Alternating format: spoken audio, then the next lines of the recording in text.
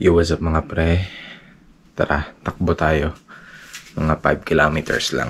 Let's go.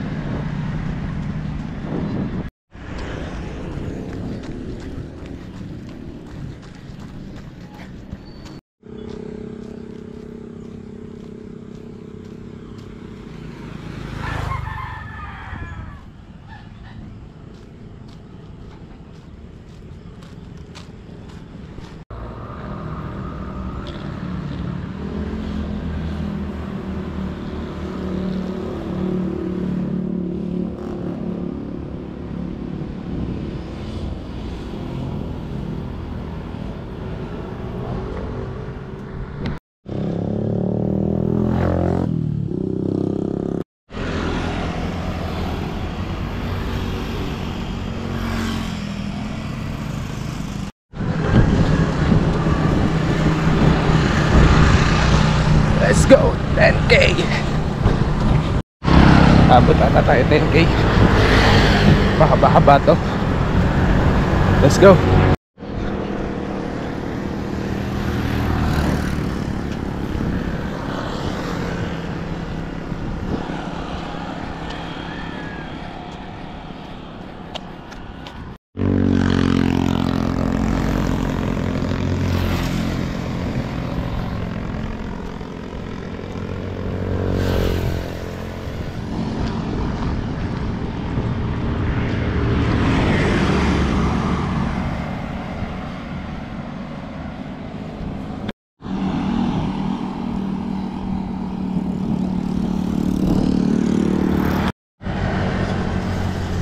Okay.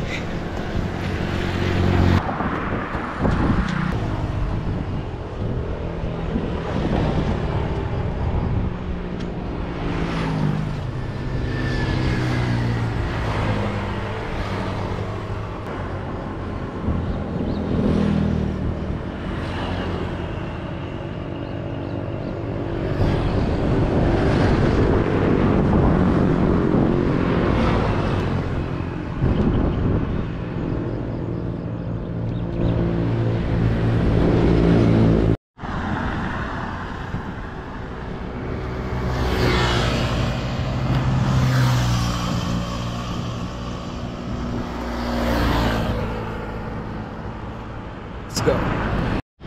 5K. Let's go. Manhid na mga paa ko. Ang sakit na. Whew.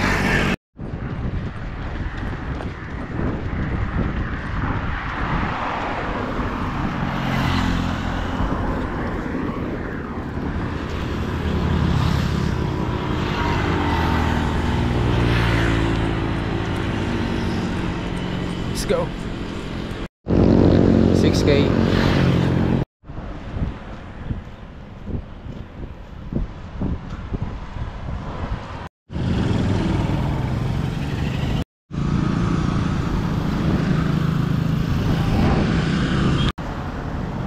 Dangulinis.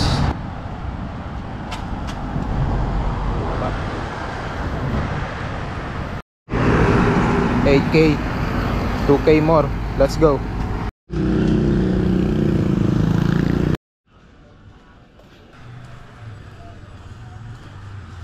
So, yo, what's up mga pre? Actually, di ko natapos yung 10 kilometers. Akala ko kasi 10 kilometers yung from here, paikot dun sa area namin. So, nakikita nyo naman dun sa mapa. So, umikot ako. So, akala ko almost 10 kilometers siya. Pero yung nasa Strava is nasa 8 8.85 kilometers lang yung tinakbo ko. So, which is good naman kasi ang expected ko talaga is 5 kilometers lang yung tatakbuhin ko. So, tinuloy-tuloy ko siya hanggang umikot ako, hanggang sa pag-ikot ko. So, lumabas is 8.85 kilometers yung tinakbo ko, which is good for me as a baguhan. So, as a newbie sa pagtatakbo is na-try natin yung almost 10 kilometers run as sa basic sa ngayon. So, mix kasi siya eh. Anong nangyari kasi sa akin is tumakbo ko and then naglalakad ako kasi may mga area na mahirap naman tumakbo kasi basa at baka mabasa at at madulas, baka madulas ako. So, mahirap na magka-injury pa, 'di ba? So, kaya itong first run natin ng almost 10 kilometers is i-document natin lahat. And then, after neto, baka by Saturday is tatakbo ulit tayo. But I think only 5 kilometers lang. Kasi ko lang tumakbo. Doon sa magandang area. Kasi dito sa tinakbuhan ko, yung umikot ako, dito sa may area ng highway, bukod sa basa, ang kalat pa. Yung parang nagbaha doon, tas puro kalat. So, nakita nyo naman sa video. And after nun, meron pang mga aso. So, kakahulan ka, aamuin ka. Yung mga hindi tinatali, minsan kasi nakakainis yung mga ganon na dapat yung mga aso na ganon na hindi naman train is dapat tinatali kasi mahirap na habulin ka pa, di ba? So, kahit sabihin mong highway yan, syempre, delikado yun. Aamuin ka. Kung if ever na hindi ka man kagatin, syempre, matatakot ka, gigilid ka. So, pag gilid mo, highway na yun. Dumadaan na yung mga sasakyan, baka masagasaan ka pa. So, sana lang sana kung may makanood man na may mga aso na nasa highway na hindi nakatali is patali po kasi may mga taong di naman sa takot pero mahirap na makaperwisyo. So, aksidente. So, yun lang guys. Maraming salamat. Peace out. I hope na magtuloy-tuloy pa tong pagtatakbo natin. See ya.